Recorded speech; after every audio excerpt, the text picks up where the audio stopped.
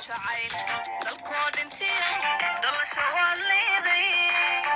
ama dhalowda beerkiyo xiskaad ida xurdaaye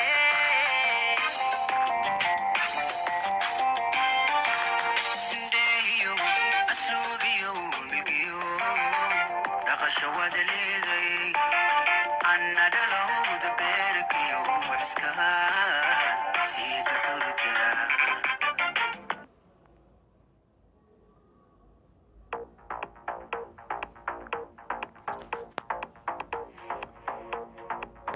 waa tahay waa hagaag waxaa la soo gaaray xilligii aanu idiin soo gudbin jirnay war wixii dal iyo dibadba inaga soo gaaray subaxnimadan saaka oo khamiisa oo bisha februarina ay ku beegan tahay sanadka madaxweyne ku-xigeenka dowlad goboleedka puntland cabdixakiin cabdilaahi cumar camey ayaa ka tacsiyadeeyey dilka 3 qof oo la sheegay in kooxda dacish ay madaxa kaga jireen meel u dhow degmada qandala ee gobolka bari waxauna intaa ku daray in dawladdu ay tallaabo adag ka qaadi doonto kuwii falkaasi ka dambeeyey ee weliba dadka dilalka qorshaysan ka geysta puntland marka ugu horeysa waxaan ka oran lahaa dadka la laayay reer puntland waxaan ilaahay uga baryayaa in yani ilaahay uu dambi dhaafo definitely gacan ka xaq daran baa gashay qaraabadii eheladii iyo asxaabtiina samir iyo iimaan baan leeyahay arrintaasi waa ay jirtaa sida wararku ay nagu soo gaarayaan nimankanina mar walba waxa weeyaan niman ka soo horjeeda nabadgelyada iyo nolosha iyo horumarka ummadda Soomaaliyeed ayay ka soo horjeedaan dowladda Puntland tallaabo cad bay ka qaaday adduun weynuhuna wuu yahay in yani meesha qandala la yiraahdo ay dowladdu dib gacanta uga qabsatay laakiin intuu ugu wareegaaleysanayo marka yani laga yaabo xilliyada qaar inuu soo baxo oo dadka Soomaaliyeed aan waxba geysan wax yeeleeya ay la tahay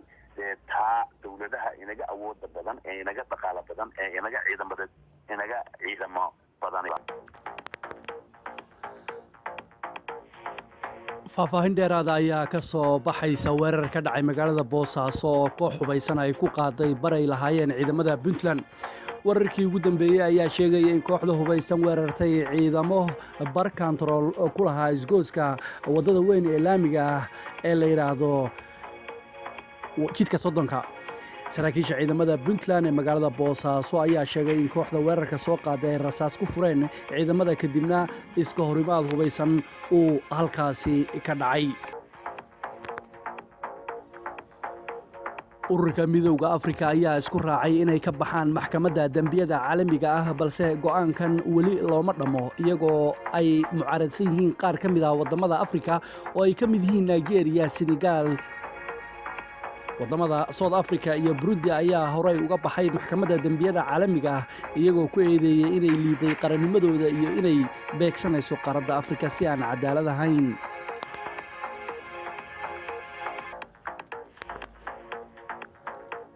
afar ka mid ah 5 kursi oo ay lahaayeen madasha qaran iyo guddiga xalinta khilaafaadka doorashooyinka ayaa maanta doorashadoodu ay ka dhacaysaa goobo kala duwan kursigii ugu horeeyay ayaa dib u doorashadiisa ay ka dhacaysaa magaalada Garowe iyadoo mar kale lagu doortay xildhibaankii la laalay doorashadiisa Cabdi Maxamuud Maxamed madasha qaran ayaa ogolaatay in xubnihii loo diiday inay ka qayb galaan doorashada ay dib u tartami karaan qodobadaas iyo qodobo kale oo xiiso badan ayaad ku maqli doontaan warkeena subaxnimo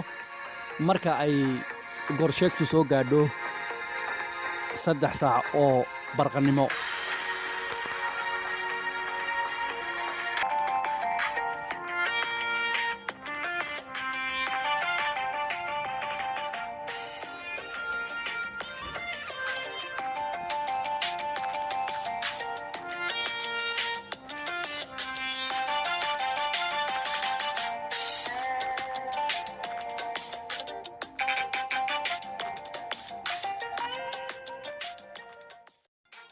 jacayl dalkood intiyo dhalasho waa leeday